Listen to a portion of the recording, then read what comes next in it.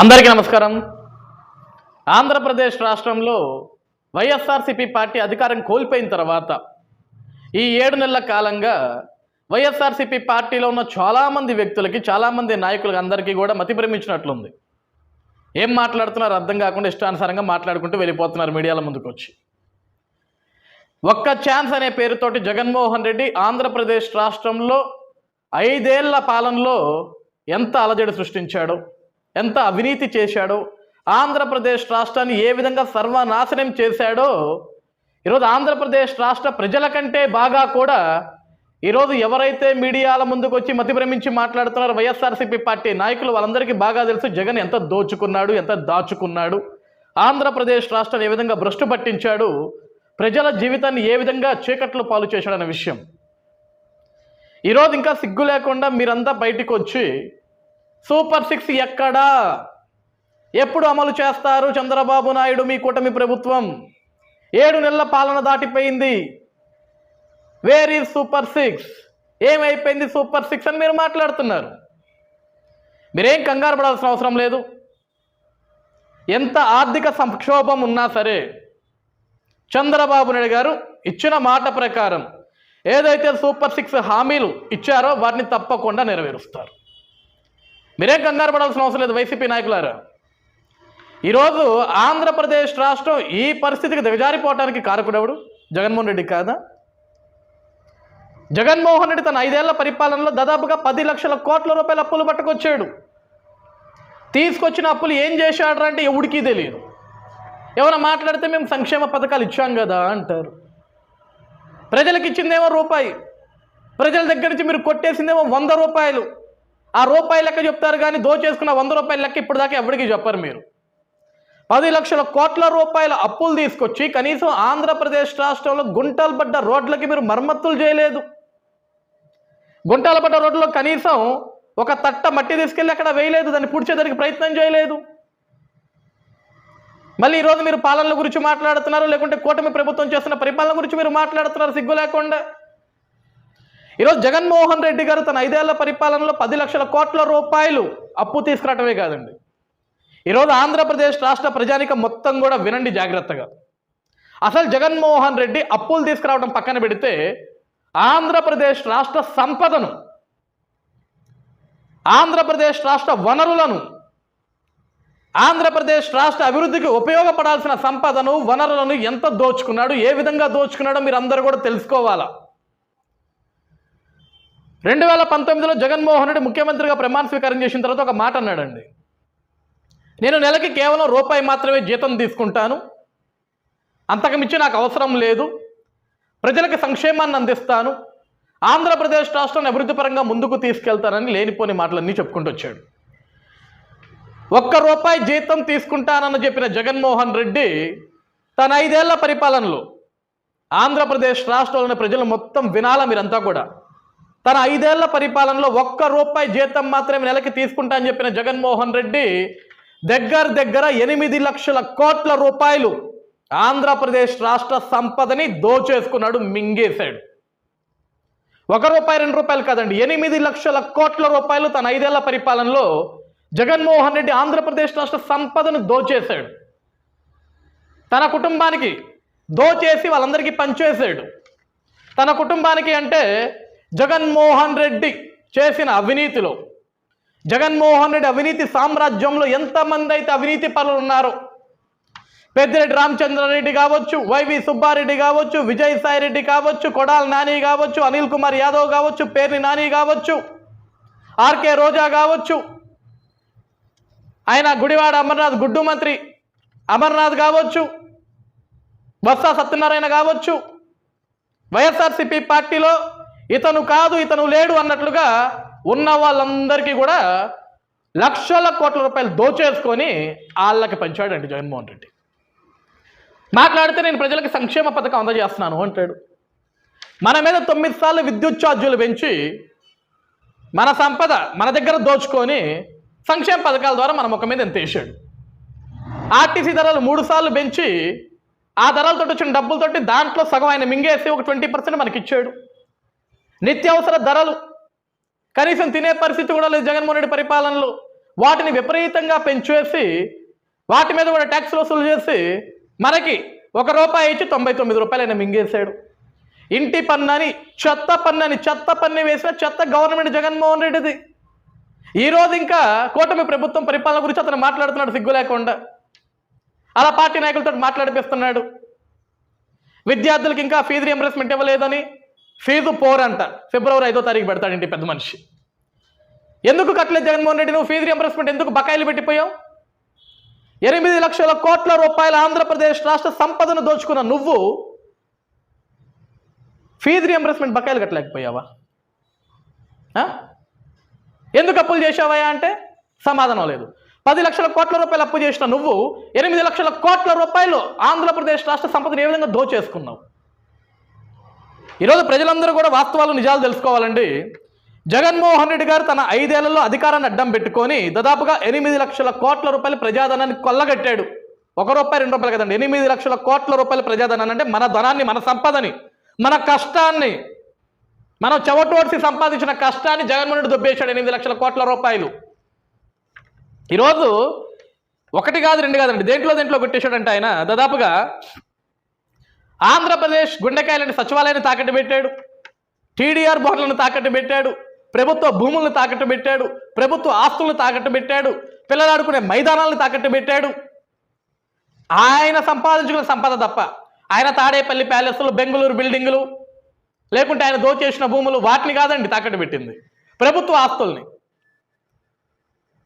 ఆస్తుల్ని తాకట్టు పెట్టేశాడు. మొత్తం కూడా ఆంధ్రప్రదేశ్ రాష్ట్రంలో ప్రభుత్వ ఆస్తులన్నీ తాకట్టు పెట్టేసి అతను డబ్బులు దోచేసుకున్నాడు.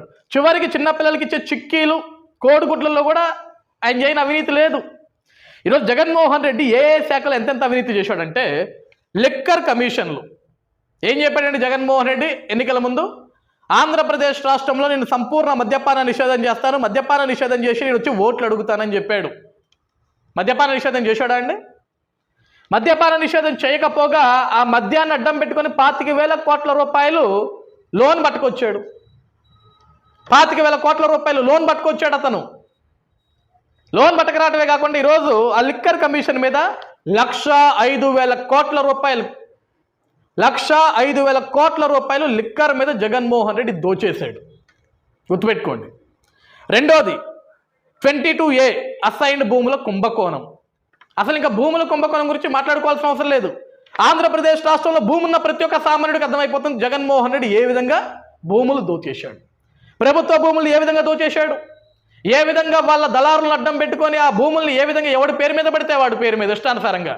నిన్న మనం చూసాం పెద్దిరెడ్డి రామచంద్రారెడ్డి ఏ విధంగా అటవీ శాఖ భూమిని 75 ఎకరాల భూమిని ఏ విధంగా దోచేశాడు, ఏ విధంగా కబ్జా చేసుకున్నాడు, ఏ విధంగా ఆ అడవిలో ఒక ప్యాలెస్ని కట్టాడో మనందరికీ బాగా తెలుసు. ఈ అసైన్ భూముల్లో ఈ భూముల కుంభకోణం దగ్గర 1,00,000 కోట్ల రూపాయలండి. భూముల మీద 1,00,000 కోట్ల రూపాయలు కుంభకోణం చేశాడు జగన్మోహన్ రెడ్డి భూముల మీద. అదేవిధంగా GIS విద్యుత్ ఒప్పందాల కుంభకోణం. ఇందులో ఒక గమ్మత్తు ఉందండి. ఈ విద్యుత్కి, ఈ మైనింగ్కి, ఈ భూములకి, ఈ అడవులకి అన్నిటికీ మంత్రి ఎవడా అంటే ఆ రోజు పెద్దిరెడ్డి రామచంద్రారెడ్డి. మైనింగ్ కింగ్, అడవి దొంగ, శాండ్ దొంగ, లిక్కర్ దొంగ పెద్దిరెడ్డి రామచంద్రారెడ్డి. అన్నిట్లో ఆయన హస్తమే ఉంటుందండి పెద్దగా. ఈ విద్యుత్ కుంభకోణంలో దాదాపుగా 50,000 కోట్ల రూపాయలండి. 50,000 కోట్ల రూపాయలు కుంభకోణం చేశాడు జగన్మోహన్ రెడ్డి.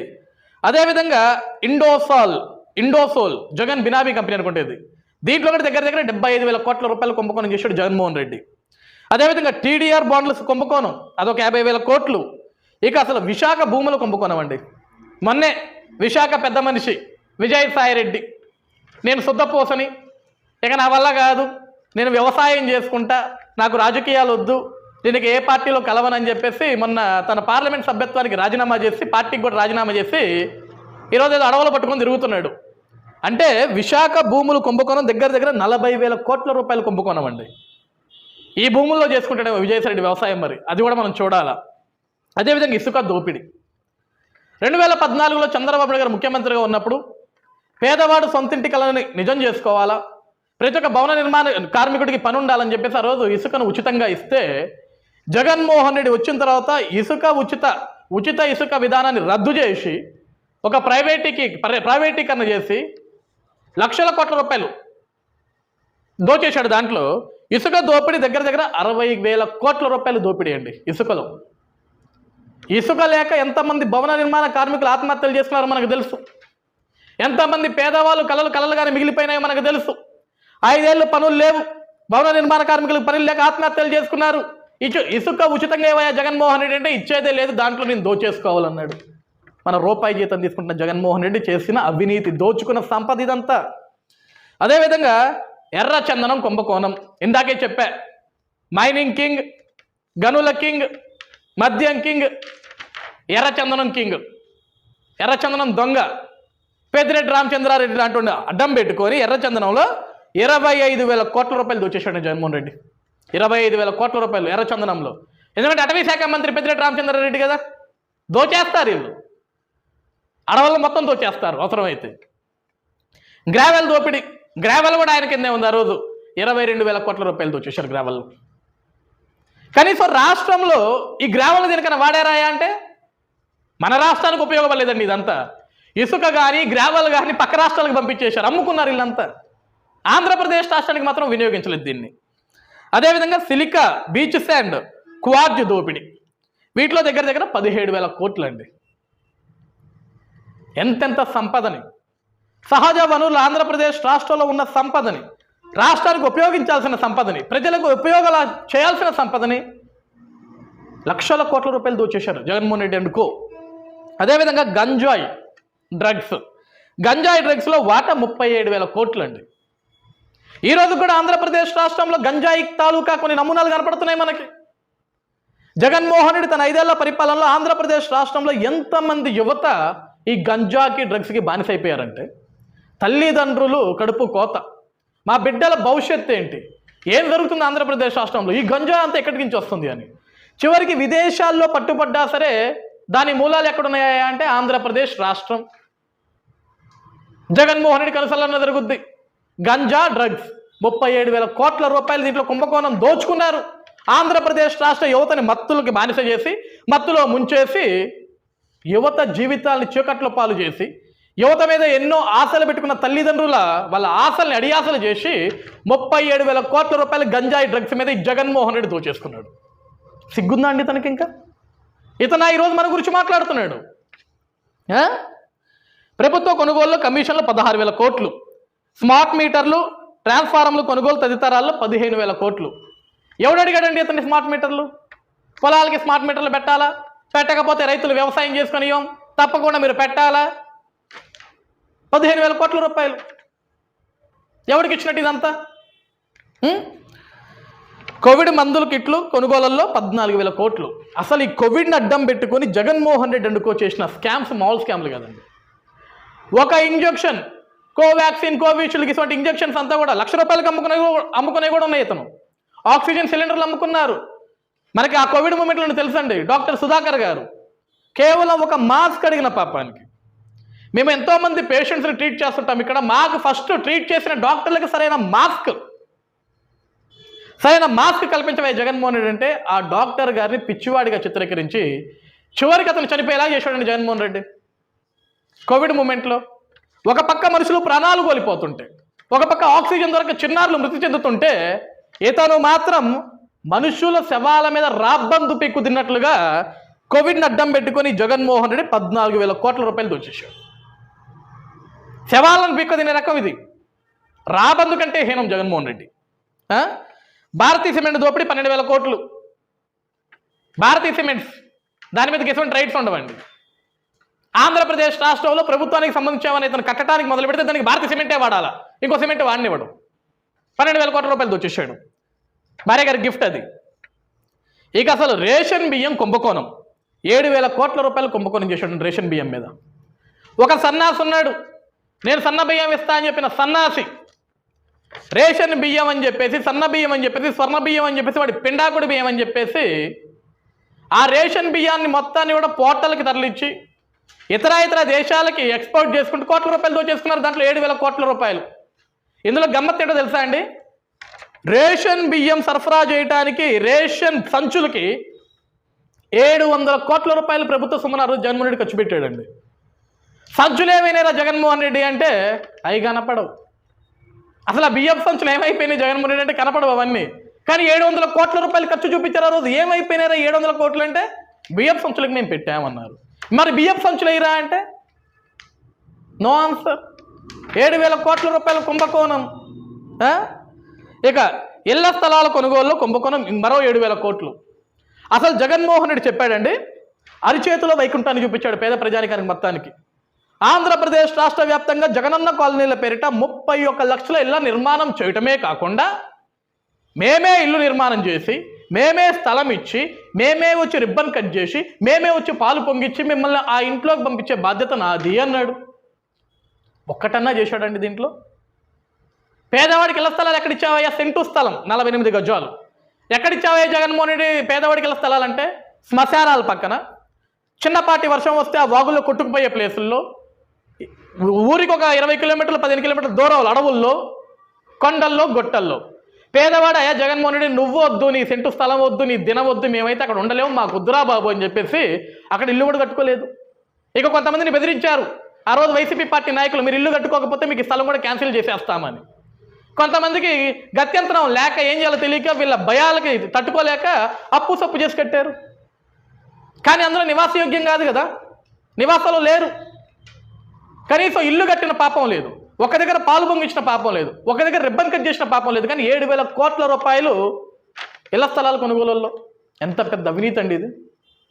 పేదవాడు కళల్ని కళలుగా మిగిల్చేశాడు, సొంత ఇంటి కళల్ని సర్వనాశనం చేశాడు. ఈయన మాత్రం ప్యాలెస్ల మీద ప్యాలెస్లు కట్టుకున్నారు వీళ్ళంతా. ఇళ్ల స్థలాల కొనుగోలులో 7,000 కోట్ల రూపాయలు కుంభకోణం చేశాడు జగన్మోహన్ రెడ్డి. ఇక బైజూస్ విద్యా కానుక నాడు నేడులో 4,500 కోట్లు అండి. అయా జగన్మోహన్ రెడ్డి ఒక డిఎస్సి వేయవయా, ప్రభుత్వ పాఠశాలల్లో టీచర్లని ఉపాధ్యాయులు నియామకం చేయవయా, పిల్లలకి పాఠాలు చెప్పేదానికి అక్కడ ఉపాధ్యాయులు లేరయా, అధ్యాపకులు లేరయా, నీకు దండం పెడతాం. సరే ఉపాధ్యాయుల కొరత ఉంది, డిఎస్సి నిర్వహించు, రిక్రూట్ చేయంటే నేను బైజూస్ ఒక యాప్ను మాట్లాడుకున్నాను, నేను లాలూచి పడ్డాము, దాంట్లో 4,500 కోట్ల రూపాయలు దోచుకున్నాము, నాడు నేడు పేరు మీద రంగులు వేసాము, బయట రంగులు వేసాడు, పైన ఏమో స్కూల్లోనేమో గోడలు పెచ్చులుడి పిల్లల మీద పడి తలకాయలు పగిలి చేతులు తిరిగి, ఇవన్నీ మనం చూసాం గడిచిన 5 సంవత్సరాలు జగన్మోహన్ రెడ్డి పరిపాలనలో. బైజూస్ ఏమైందిరా? బైజూస్ అంటే ఫెయిల్యూర్, అటర్ ఫ్లాప్. కానీ దాంట్లో డబ్బులు ఏమైనారంటే 4,500 కోట్ల రూపాయలు విద్యార్థులను అడ్డం పెట్టుకొని విద్యార్థుల భవిష్యత్తుని తాకట్టు పెట్టాడు జగన్మోహన్ రెడ్డి 4,500 కోట్లకి. మళ్ళీ ఫీజు రియంబర్స్మెంట్ గురించి వీళ్ళు మాట్లాడతారు, ఫీజు పవర్ చేస్తారంట వీళ్ళు.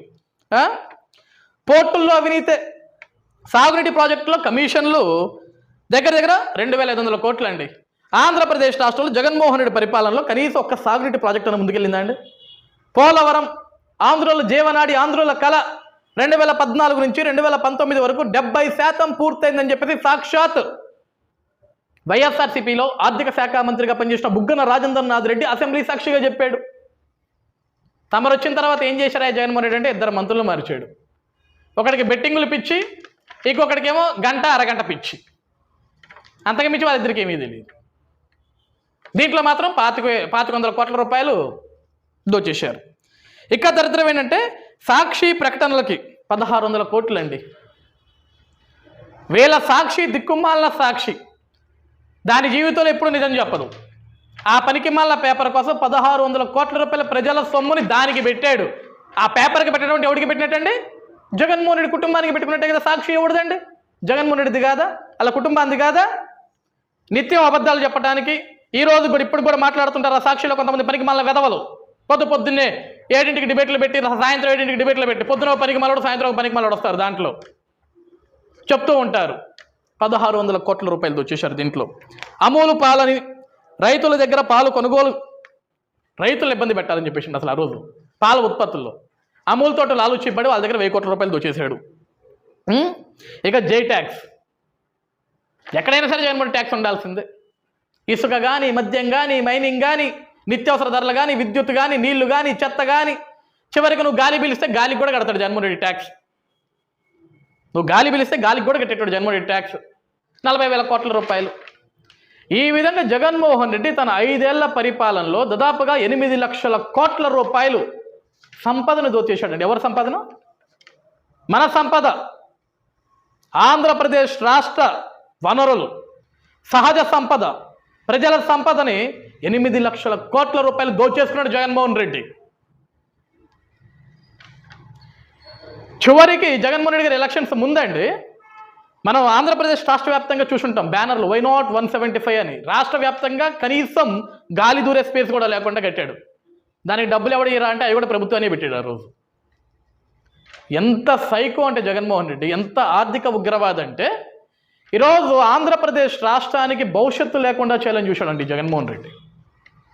30 ఏళ్ళు సీఎంగా ఉంటానని చెప్పాడు, కానీ ఆంధ్రప్రదేశ్ రాష్ట్రాన్ని 30 ఏళ్ళు ఎనికి నెట్టేశాడు, కోలుకోలేని దెబ్బ కొట్టాడు. ఈరోజు మనకి బాధ అనిపించే విషయం ఏంటంటే చంద్రబాబు నాయుడు గారు ఈ వయసులో కూడా, ఈరోజు గుర్తుపెట్టుకుందాం మనం అందరం కూడా, ఆంధ్రప్రదేశ్ రాష్ట్రంలో మనం ప్రశాంతంగానే నిద్రపోతున్నాం అండి. కూటమి ప్రభుత్వం వచ్చిన తర్వాత మనం ప్రశాంతంగా నిద్రపోతున్నాం. మన ఇంటికి పోలీసు బెడదలేదు, అర్ధరాత్రి వచ్చి తలుపులు కొట్టి అరెస్టులు చేస్తారని లేవు, అక్రమ అరెస్టులు లేవు, ఏం లేవు. ప్రశ్నించవచ్చు మనం, కూటమి ప్రభుత్వం ఏదైనా ప్రశ్నించవచ్చు. ఎటువంటి అక్రమ అరెస్టులు ఇబ్బందులు ఏమీ లేవు గత ప్రభుత్వం చేసినట్లు. కానీ కూటమి ప్రభుత్వం వచ్చిన తర్వాత మనం ప్రశాంతంగా గుండెల మీద చేతులు వేసుకుని నిద్రపోతున్నాం.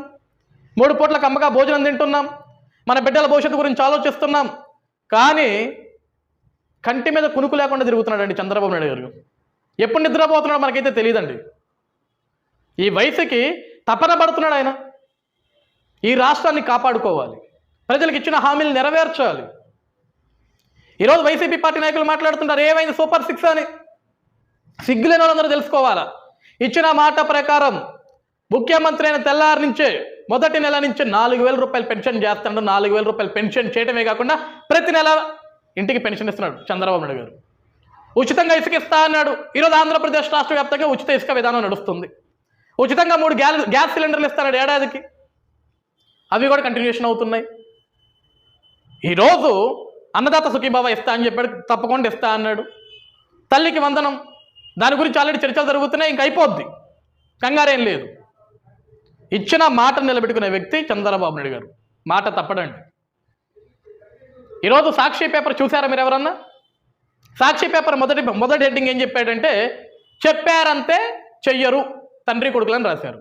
కానీ పేపర్ తిప్పి అవతలకేస్తే ఆంధ్రప్రదేశ్ రాష్ట్రంలో 47,000 కోట్ల రూపాయల పెట్టుబడులకు ఆమోదం. మొన్న ఏం మాట్లాడారండి? దావోస్కి వెళ్ళి ఖాళీ చేతులు ఒప్పుకుంటూ వచ్చారని చెప్పారు. ఈరోజు అదే సాక్షి పేపర్లో రాశారు మళ్ళీ దావోస్ నుంచి అక్కడికి వెళ్ళిన పుణ్యాన ఆంధ్రప్రదేశ్ రాష్ట్రానికి పరిశ్రమలు వస్తున్నాయని. ఇదే సాక్షి ఒక దగ్గర తప్పుడు వార్త, ఒక దగ్గర నిజాయితీ వార్త. ఇలాంటి నిజాయితీ లేని వ్యక్తుల గురించి ఆంధ్రప్రదేశ్ రాష్ట్ర ప్రజానికం కూడా చాలా తీవ్రంగా ఆలోచించండి. ఈరోజు చంద్రబాబు నాయుడు గారు లాంటి ఒక వ్యక్తి రాష్ట్రంలో ఉన్నాడు కాబట్టే మళ్ళీ ఆంధ్రప్రదేశ్ రాష్ట్రానికి పునర్జన్మ వచ్చింది. మళ్ళీ ఆంధ్రప్రదేశ్ రాష్ట్రంలో ఆగిపోయిన అమరావతి పనులు ముందుకు నడుస్తున్నాయి. ఆంధ్రుల ప్రజల జీవనాడి, ఆంధ్రుల కళ అమరావతి ఈరోజు పనులు ప్రారంభమైనాయి. మళ్ళీ ఆంధ్రప్రదేశ్ రాష్ట్రానికి పెట్టుబడులు వస్తున్నాయి. ఈ 7 నెలల పరిపాలనలో దాదాపుగా 3 లక్షల కోట్ల రూపాయల పెట్టుబడులు ఆంధ్రప్రదేశ్ రాష్ట్రానికి వచ్చాయి. ఇవి మన కళ్ళ ముందుకు కనపడుతున్నాయి. ఇది కేవలం 7 నెలల పరిపాలనలో.